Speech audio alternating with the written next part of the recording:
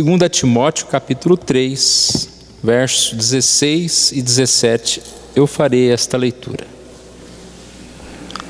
Toda a Escritura é inspirada por Deus e útil para o ensino, para a repreensão, para a correção, para a educação na justiça, a fim de que o homem de Deus seja perfeito e perfeitamente habilitado para toda boa obra.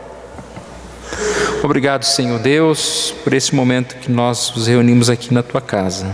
Nós agradecemos a Ti, ó Deus, pela Tua palavra que já foi lida, pelos cânticos, e que o Senhor Deus continue nos abençoar, Deus, nesse momento de estudo e também de participação da Santa Ceia, ó Deus. Nós Te louvamos, ó Pai, porque a Tua bondade nos deu, ó Pai, as Escrituras Sagradas, pelas quais podemos aprender, podemos ter direção para a nossa vida. E que o Senhor Deus nos abençoe mais uma vez nessa hora. Oramos em nome de Jesus. Amém. No domingo passado nós começamos uma série que vamos tratar alguns temas da Reforma Protestante, em comemoração aos 500 anos da Reforma.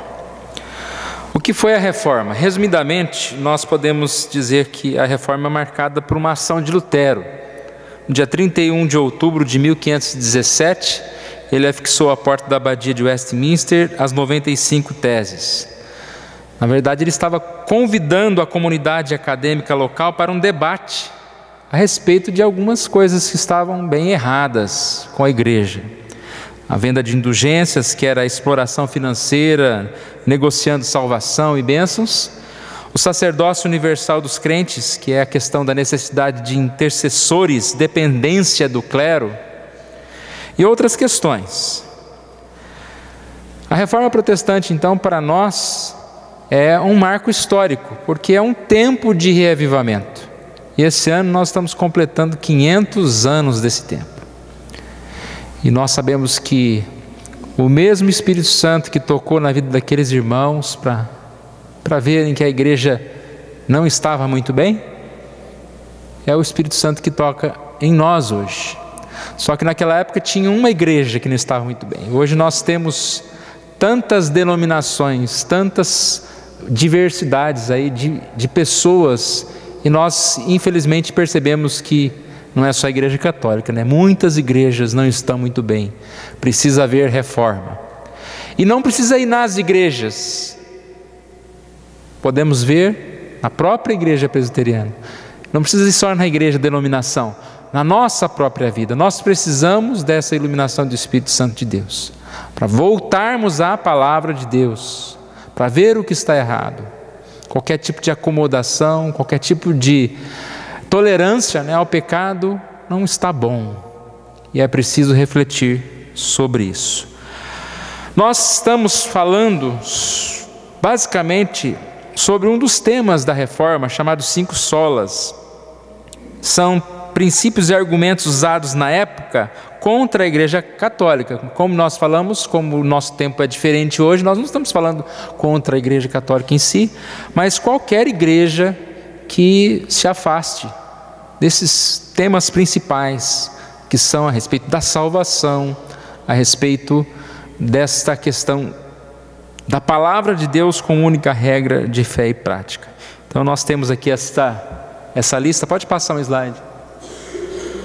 Sola Escritura, sola gratia, sola fide, sola Cristo, soli Deo glória.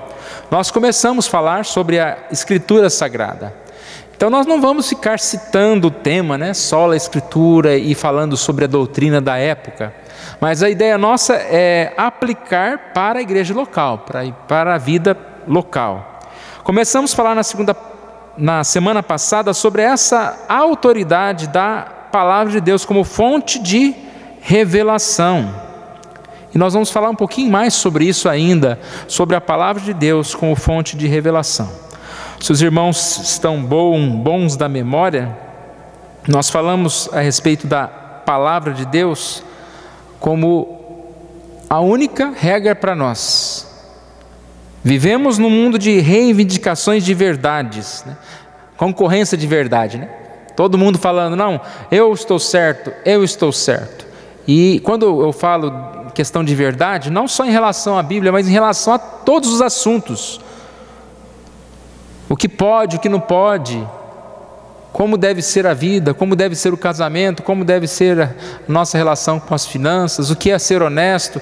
E aí são debates e debates, e nós estamos aí muitas vezes ouvindo as pessoas e até concordando com pessoas que discordam da palavra de Deus. Então essa é a questão fundamental. Qual é o padrão para a nossa vida? E aí a gente vai sempre chegar, o padrão é a palavra de Deus. Lembra do exemplo que nós demos de Gênesis? Havia um padrão: não comereis dessa árvore. Mas quando confrontado com o inimigo diz: certo que não morrerás. E Eva aceitou o erro. E é isso que nós devemos constantemente estar lutando contra. Esse aceitar o que não é a palavra. E que na maioria das vezes nós sabemos que não é a palavra, nós sabemos que não é a verdade. Então o reavivamento acontece na nossa vida quando nós voltamos à palavra de Deus, buscamos a palavra de Deus. Eu citei na semana passada que se nós sabemos que a palavra de Deus é a verdade, nós devemos cumprir essa verdade. Citei o discurso de Lutero, palavras muito fortes, irmãos, quando ele diz, refutado para abandonar a sua forma de pensar, né? Ele diz o seguinte: a menos que eu possa ser refutado e convencido pelo testemunho das Escrituras e por claros argumentos, estou conquistado pela Santa Escritura citada por mim. A minha consciência está cativa à palavra de Deus, somente à Escritura. A continuação que eu quero citar aqui é alguns erros que podem acontecer em nós citarmos somente a Escritura. Espero que nenhum de nós caia nestes erros, mas muitas pessoas têm cometido esse erro. Dizem o seguinte: somente a Escritura, e passam então a usar somente a Escritura como justificativa para o individualismo. Eu, Deus e a Bíblia. E aí a pessoa já não quer saber mais de igreja, já não quer saber mais de catecismo, de doutrina, de autoridade que não seja a Escritura. Como tem crescido o número de chamados crentes desigrejados, né? Não sei se pode ser crente desigrejado, mas de pessoas que não querem saber de denominação. Fala, não, essas igrejas são todas ruins, toda igreja, toda denominação é ruim. Só que ele acaba criando uma outra denominação, só muda de nome, né? Criando a sua própria igreja. E aí ele perde, porque ele quer abandonar tudo que foi já estudado, tudo que já foi de forma positiva, verdadeira, já adquirido no decorrer da história, da tradição. Ele quer começar tudo de novo. A igreja não tem autoridade real. A história da igreja não é considerada. E aí perde-se muito, né? Nós não podemos nos separar daquilo que é e veio no decorrer do tempo, sendo acrescentado por Deus à igreja. Nós não podemos abandonar essa ideia, né, de autoridade. É interessante que a autoridade infalível é somente a Escritura, mas a autoridade, além da Escritura, nós temos pessoas que Deus levanta, pessoas que são usadas para escrever sobre assuntos, e tudo isso é muito bom se nós usarmos com sabedoria. O crente autônomo, né? É muito triste isso. As pessoas que querem tomar as suas próprias conclusões particulares sobre o que a Bíblia quer dizer. E na verdade ele está valorizando, não é a Escritura. Isso é desculpa, né? Não, só a Escritura. O que ele está valorizando na verdade? Ele está valorizando a sua autoridade. a autoridade do indivíduo, né? Eu tenho a palavra, o que eu achar que ela falou, ela falou. Então não é o que a palavra diz, não é o que outros estudaram, não é o que a igreja ensina, mas é o que ele mesmo quer. Repare também, irmãos, que existe um outro extremo muito errado também, que é o elevar aos credos, às confissões, esses documentos humanos como se fosse o nível das Escrituras. Eu disse que a Escritura é a única autoridade infalível. Outras autoridades, outras coisas são importantes para nós consultarmos, mas elas não podem ser elevadas ao patamar da Bíblia. Infelizmente tem pessoas que quase que idolatram essas ideias, né? De reformadores, Calvino, sola isso, sola aquilo, catecismo, manual. A igreja precisa ter essas coisas, mas a igreja tem o essencial, que é a palavra. E a gente não veio aqui estudar Calvino, a gente veio estudar a Bíblia. Calvino pode ser citado? Pode. Mas tem pessoas, tem denominações que são como se fossem muito engessadas. Só falam das doutrinas, só falam de catecismo, de coisas, esquecem a Bíblia. Isso é um perigo. Parece que estudam mais o que Calvino disse do que o que a Bíblia diz. Entenderam? Então são dois extremos. Aquele que fala, não, eu só quero a Bíblia, não importa o que os reformadores, o que os teólogos, o que os comentaristas dizem. E aquele outro que só quer saber da doutrina e tudo mais. Somente as Escrituras. Mas a Bíblia, ela é uma constante, e no decorrer da história, ela vai nos ensinando novas coisas. Por isso existe aquela frase, igreja reformada sempre se reformando. Mas que novas coisas são essas? São respostas a problemas que antes não existiam. É interessante que até essa ideia de reforma, igreja reformada sempre reformando, é mal aplicado. Ela pode ser mal entendido. Essa frase é de um teólogo chamado Gisbertus Voentius. Uma frase em latim, Ecclesia reformata et semper reformata est. A igreja é reformada e está sempre se reformando. Essa frase pode ser muito mal interpretada, não é? Qual que era a ideia da frase? A frase indica que a igreja não é o agente da reforma, mas é o Espírito Santo de Deus. Ou seja, essa igreja, se ela esquecer a palavra, esquecer o Espírito Santo, ela vai voltar a cometer os mesmos erros, que é seguir as suas tradições, as suas invenções, os seus costumes, deixando a palavra. Então essa igreja precisa sempre consultar as Escrituras. Compreensão das Escrituras em cada nova geração. A verdade não muda, mas ela deve ser compreendida em cada geração, conforme os desafios de cada geração. Como essa frase pode ser mal interpretada, mal usada? Existem pessoas que usam isso para justificar inovações. A igreja reformada é aquela que sempre tem coisas novas, né? Vamos inventar coisas novas. Os seguidores de Ellen White, a profetisa do Adventismo, usam essa palavra, a igreja reformada, sempre reformando, para justificar a sua reivindicação de ser uma igreja reformada, ou de reformar a igreja. Agora, o caso mais extremo que eu vi foi de uma igreja nos Estados Unidos que tem como título Sempre Reformanda. É até perigoso se você estiver viajando lá, você passar lá, ver o tema, né? A igreja Sempre Reformanda, e resolver entrar. Sabe qual que é essa igreja? É uma igreja que defende a inclusão de gays, lésbicas no ministério pastoral e o casamento homossexual.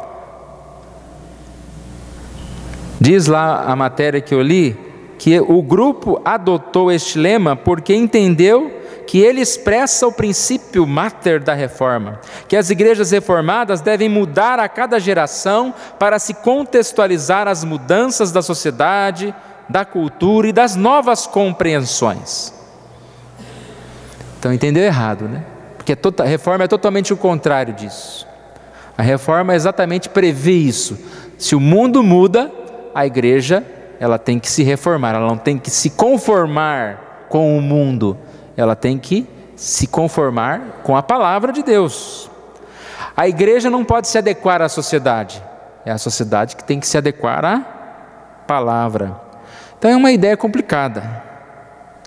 Querem o reformado, mas não querem o sola escritura, né, que nós falamos, somente as escrituras. Você pode reformar, desde que não abra mão da palavra de Deus.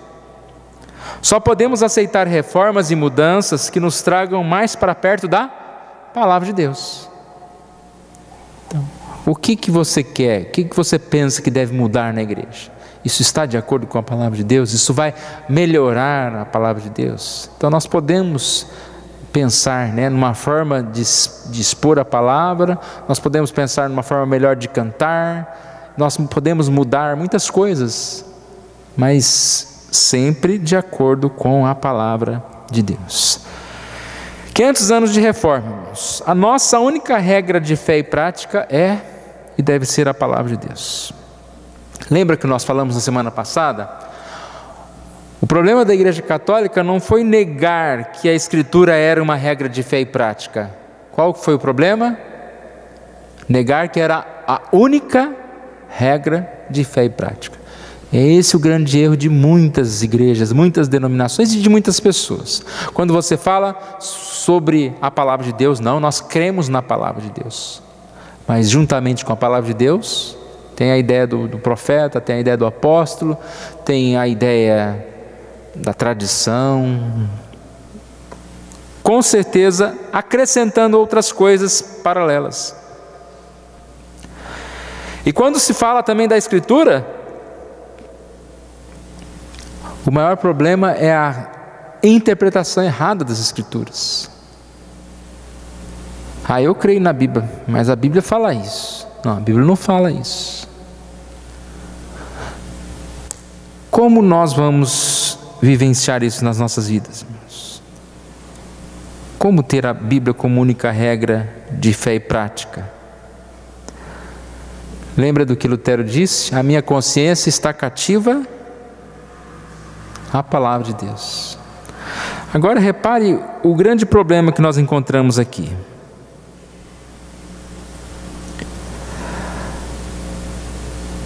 Para que a minha consciência esteja cativa à palavra de Deus, eu preciso conhecê-la, eu preciso estudá-la. Para que a palavra de Deus seja regra para a minha vida, eu preciso conhecê-la. E nós vivemos num mundo em que se dedica muito pouco ao estudo da palavra de Deus. Pense numa semana que você passa, o quanto tempo que você estuda a palavra de Deus.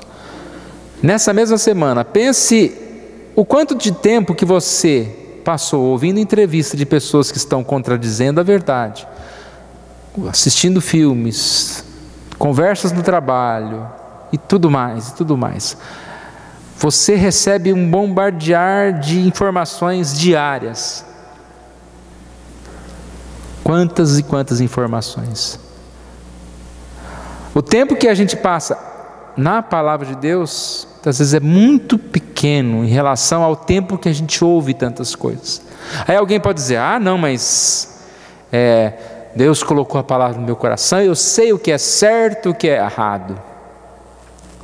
Nós sabemos, mas nós somos fracos, nosso coração é enganoso, nosso coração é duvidoso, e às vezes é aquela história, o errado não vem para nós como errado, ele vem disfarçado, e ele vem com tons de certo, e na maioria das vezes com muitos tons de certo, é aquele 99% certo e 1% errado.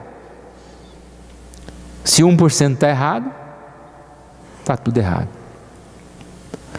Nós precisamos ter muito muita cautela, né, em relação a isso. Para que a minha consciência esteja cativa à palavra de Deus, eu preciso fortalecer essa consciência, discernir o que realmente é bom. E só através da palavra, do estudo da palavra de Deus, que nós podemos fazer isso. E nós podemos mesmo. Nós temos que nos conscientizar dessa necessidade, né? Desse prazer. Quantas vezes nós estamos em casa, tem um tempinho livre, você vai buscar uma série para assistir, um filme, ou um trabalho manual qualquer, você resolve lavar a calçada de novo, não sei o que você faz no seu tempo livre. Quantas vezes nós podíamos gastar esse tempo estudando mais, né? Voltando mais para a palavra de Deus. Durante a semana participando de alguns trabalhos, nos firmando na palavra de Deus. Só assim, irmãos, nós poderemos crescer. Eu quero concluir lendo a declaração de Cambridge, que é um resumo desse pensamento somente as Escrituras. Olha o que diz essa declaração. Reafirmamos a Escritura inerrante como fonte única de revelação divina escrita, única para constranger a consciência. A Bíblia sozinha ensina tudo o que é necessário para a nossa salvação do pecado e é o padrão pelo qual todo comportamento cristão deve ser avaliado. Negamos que qualquer credo, concílio ou indivíduo possa constranger a consciência de um crente, que o Espírito Santo fale independentemente de ou contrariando o que está exposto na Bíblia, ou que a experiência pessoal possa ser veículo de revelação. Então, a única fonte de revelação de Deus é a palavra, e a única que deve constranger a nossa consciência. É bonita essa palavra, né? Ser constrangido, guiado, ser alimentado pela palavra. O inimigo tenta nos constranger a fazer o que é mal, mas a única fonte para a nossa vida é a palavra de Deus.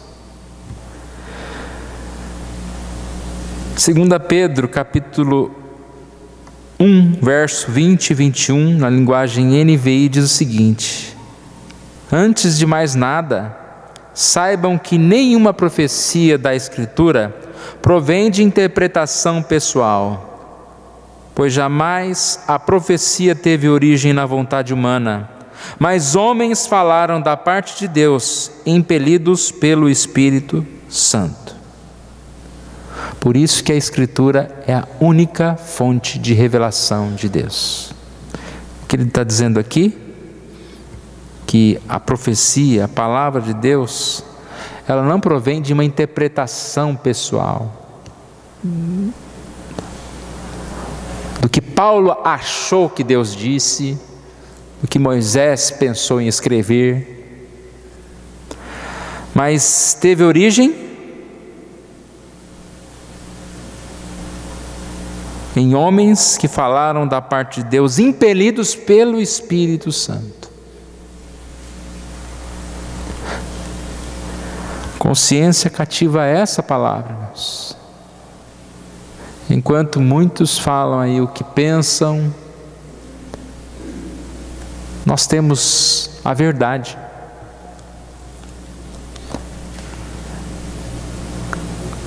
A palavra de Deus é a verdade. E você consegue entender a dimensão que é isso? Só pela fé. Porque uma pessoa que não conhece a Deus acha a gente louco. Imagina, que palavra de Deus. Tem gente que até não acredita, não chega a dizer que Deus não existe, né? Mas quando você fala, não, Deus existe, Ele se revelou pela palavra, por um livro. A pessoa vai falar, não, peraí, também livro, como que Deus escreve um livro? Nós conhecemos como. Então a Bíblia é a palavra de Deus. Sempre nós encontramos, né, o testemunho de missionários que traduzem a palavra, que levam a palavra. A gente vê a alegria daquelas pessoas recebendo a palavra pela primeira vez. E nós temos a Bíblia. Na nossa casa nós temos várias traduções da Bíblia, vários estudos, várias pessoas que ensinaram-nos a Bíblia, e que nós possamos seguir essa palavra. Somente a palavra? Sim, somente a palavra. Isso não desmerecendo as pessoas que podem nos ajudar, as doutrinas que são ensinadas, os catecismos. Reformando sempre, sim, mas não abandonando a palavra. Nenhuma reforma deve ser contra a palavra. Não pode fugir do projeto, né? Projeto inicial. É restauração. E nós precisamos dessa restauração na nossa vida pela palavra. Que Deus nos abençoe, nos dê essa condição de entender, de compreender.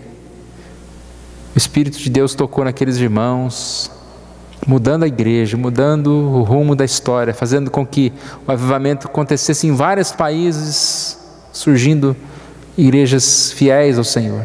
Que Deus esteja abençoando também as nossas vidas, que possamos, no retorno da palavra de Deus, buscar transformação para as nossas vidas. Vamos orar. Obrigado, Senhor, nós te louvamos por esse momento aqui na tua casa. Queremos agradecer-te, ó Deus, porque o Senhor é aquele que nos fortalece em compreender a tua palavra. E também, ó Deus, é por intermédio da tua palavra que nós aprendemos que toda a Escritura é inspirada e útil para o nosso ensino, para a repreensão, para a correção, para a edificação na justiça, Deus. O Senhor nos deixou essa palavra, ó Pai, para que nós pudéssemos buscar chegar mais perto da santidade, para que possamos buscar o que é perfeito. Ó Deus, nos ajude, Senhor, Deus, que nós estejamos entendendo, Deus, o propósito do Senhor nas nossas vidas, que nós estejamos confrontando mentiras que são ditas a nós diariamente, ó Deus, que nós não estejamos sendo constrangidos ao pecado por essas mentiras, não estejamos sendo constrangidos a tolerar, ó Deus, coisas que para nós são insignificantes, mas de acordo com a tua palavra são pecado, ó Deus, e nós devemos abandonar, ó Deus. Tem misericórdia de nós, Senhor Deus. Oramos em nome de Jesus. Amém.